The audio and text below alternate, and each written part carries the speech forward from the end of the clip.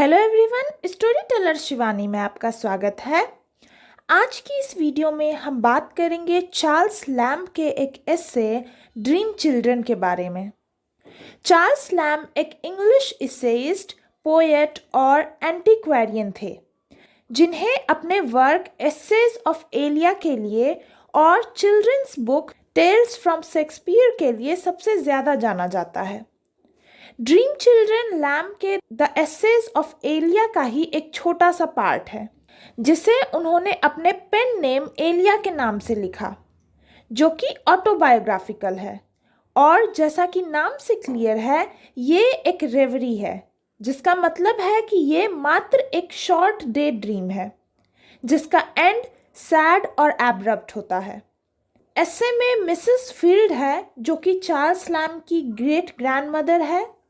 Uncle John, जो author से 14 साल बड़े उनके बड़े भाई हैं।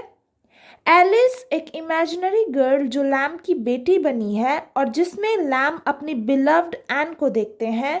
और लास्ट है जॉन, जो एक इमेजिनरी लड़का है और उनका बेटा है।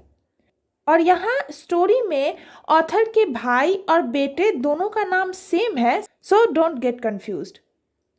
तो कहानी की शुरुआत होती है। चार्ल्स लैम्ब दो बच्चों एलिस और जॉन से घिरे हैं और बच्चे अपने पिता से उनके बीते दिनों और एंसेस्टर्स की कहानी सुनाने को कहते हैं। तो लैम्ब अपनी ग्रेट ग्रैंडमदर मिसेस फील्ड के बारे में बताना शुरू करते हैं। वो एक धर्मपरायण डिवोट क्रिश्चियन थी और उनके इस स्टर्लिंग या उत्कृष्ट स्वभाव के कारण एक बहुत अमीर आदमी ने उन्हें अपने एक बड़े से विला में एज अ केयर टेकर रहने को कहा। तो फील्ड उस बड़े से घर के एक छोटे से कोने में ही रहा करती थी, लेकिन पूरे घर की बड़े अच्छे से और सिंसियरिटी के साथ देखभाल करती थी। और घर में हॉरिबल कनेक्शन भी था। वहाँ बहुत समय पहले एक बहुत निर्दयी अंकल ने कुछ बच्चों को गला घोंटकर मार दिया था। और इस हॉरिबल हत्याकांड के बारे में उस मैंशन की एक लकड़ी की चिमनी पर बैलेट के रूप में डिटेल से कहानी बताई गई थी। लेकिन दुख की बात है कि घर के मालिक ने उस लकड़ी की चिमनी को मार्बल से रिप्लेस कर दिया। एलिस और जॉन ये सब बड़े ध्यान से सुन रहे थे और एलिस को ये चिमनी वाली बात पसंद नहीं आई। आगे लैम्ब बताते हैं कि जब उनकी ग्रेट ग्रैंडमदर मरी तो उनके एडमायरर्स बड़ी दूर दूर से उन्हें श्रद्धांजलि देने आए थे। और उनकी डेथ के बाद घर के ओनर ने उस घर के सारे फिक्सचर्स और फर्नीचर वहाँ से निकलवा कर अपने नए घर में लगवा दिए। लेकिन ये फिट नहीं हुए और ये वहाँ बड़े बेतुके और आउट ऑफ प्लेस लग रहे थे। और इस पर जॉन भी कहता है कि फर्नीचर हटवाने का काम कोई बुद्धिमानी नहीं थी। आगे लैम्ब बताते हैं कि उनकी दादी एक बहुत अच्छी डांसर भी थी, कंट्री की बेस्ट डांसर थी, लेकिन उन्हें कैंसर हो गया और उनके नाचने की क्षमता खत्म हो गई। लेकिन ये बीमारी ग्रैंडमा की स्पिरिट को, मिजाज को, उत्साह को कम नहीं कर पाई। वो एक बहादुर स्त्री थी जो इतने बड़े घर में अकेले कमरे में सोती थी। यहाँ तक कि डर के मारे जॉन अपनी मेड के बगल में सोता था। मिसेस फील्ड को दो बच्चों की आत्माएं भी दिखती थी, उनके सपने में आते थे, लेकिन उन्होंने कभी कोई हानि नहीं पहुंचाई। मिसेस फील्ड अपने सारे ग्रैंड चिल्ड्रन को भी बहुत प्यार करती थी। वो उन्हें घर के बगीचों में खेलने देती, जहां बहुत सारे फल के पेड़ भी थे, लेकिन बच्चों ने कभी भी फल नहीं तोड़ा। तो ये बात सुनते ही एलिस और जॉन अपने पीछे पड़े अंगूरों को आपस में बांटकर खा लेते हैं।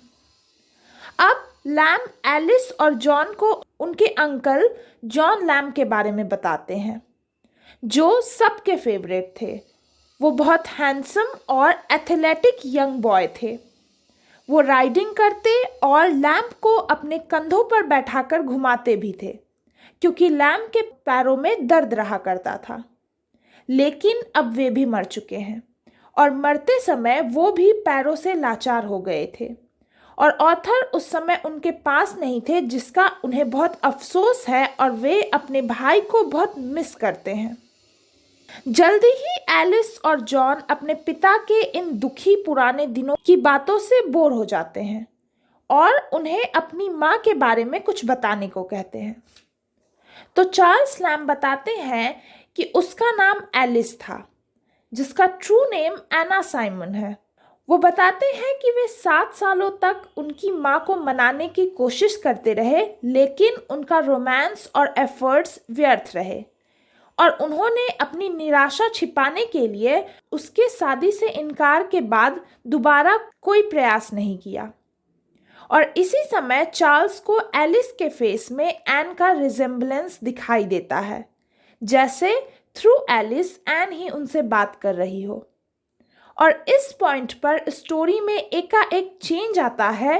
वो बच्चे धीरे धीरे धुंधले होने लगते हैं और कहते हैं, हम तुम्हारे और एलिस के बच्चे नहीं हैं, हम तो बच्चे ही नहीं हैं और हम मात्र तुम्हारी इमेजिनेशन है, एक सपना है।